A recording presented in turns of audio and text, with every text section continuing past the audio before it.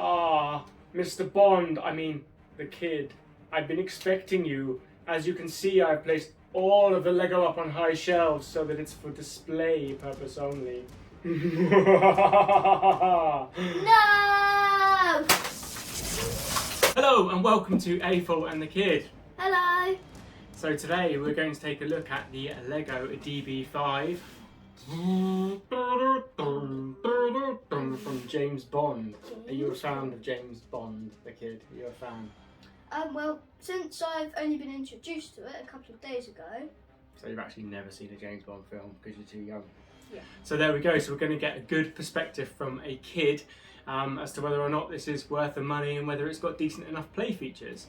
So I'll just have a look at it from an adult's point of view first of all. It's beautiful.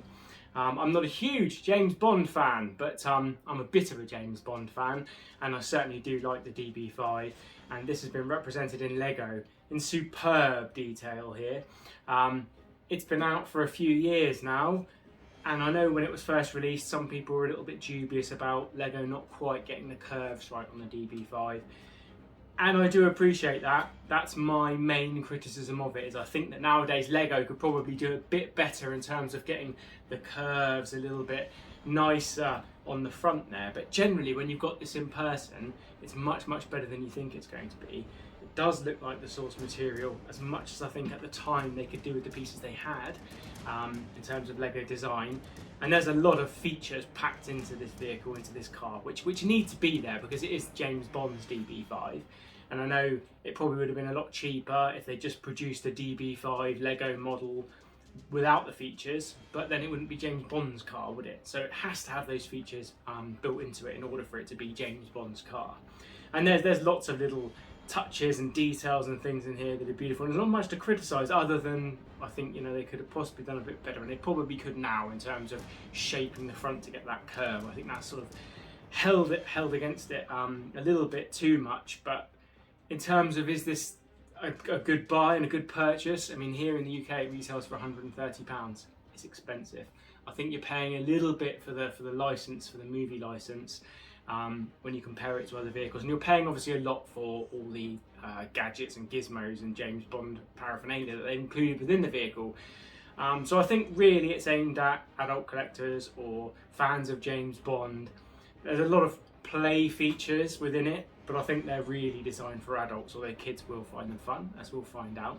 But it's a nice display piece, and it is the time to buy it because it is going to retire, so we're told, at the end of December.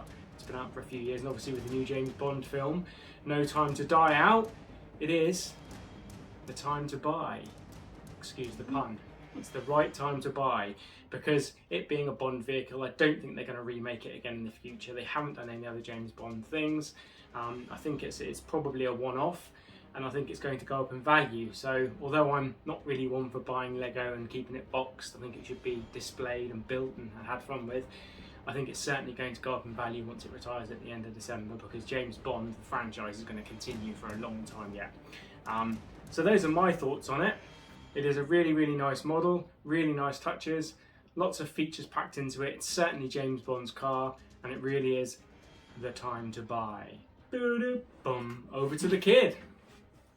Hello, and I'm the kid. So my first thing is this nice boot at the back, which has lots of space inside it.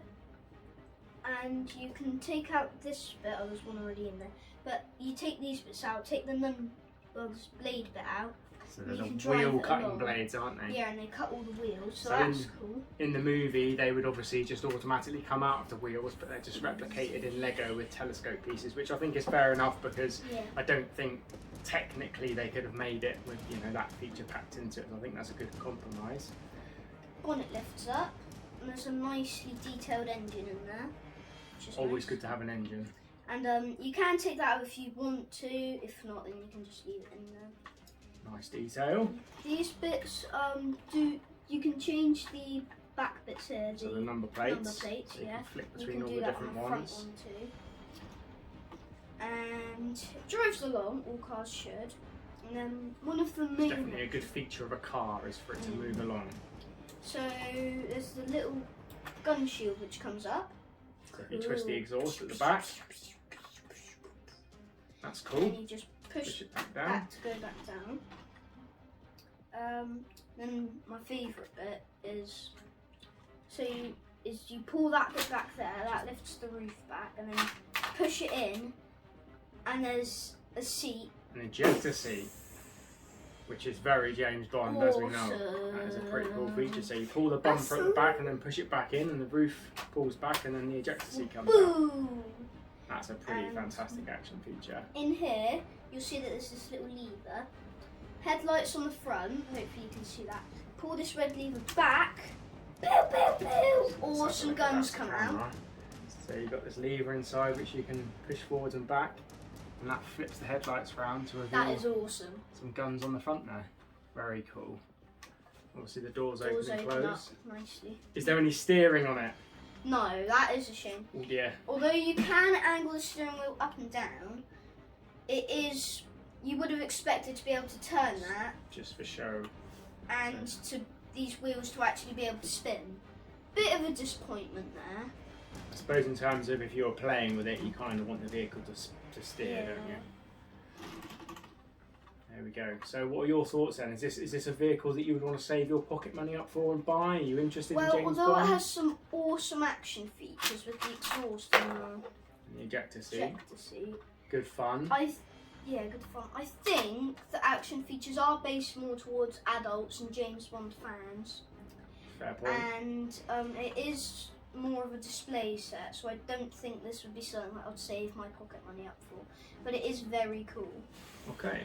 So maybe one for the adults then. Lots of features packed into it like you'd expect in James Bond's DB5. A good purchase if you're going to purchase it now, because it is going to be discontinued and retired at the end of December, so we're told. So a good time to purchase in terms of if you want it, if you're a James Bond fan, or if you want to invest in it for the future, because it is bound to go up in price. Probably not one for the kids. It is expensive at £130, but you're probably not going to get it discounted now because it's only got a short shelf life. But all in all, it's much nicer in person than I expected it to be, despite the fact the curves could be slightly better. If we bring in the Mustang, which is a little bit more recent, you can see the size comparison. They're pretty similar, almost exactly the same size. I think they've got the curves on the Mustang a little bit better, but then there are some newer pieces that they've used in that. And the Mustang obviously does steer, which you kind of expect at this scale, which the DB5 doesn't. But they're pretty similar otherwise.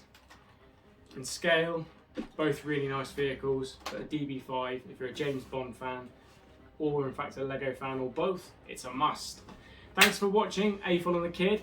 Please subscribe to our channel by hitting the subscribe button. Hit the like, it really does help us out a lot. Share with all your friends. And if you want to comment or send us a message, then we'll do our best to get back to as many of you as you can. Thanks very much for watching. Bye!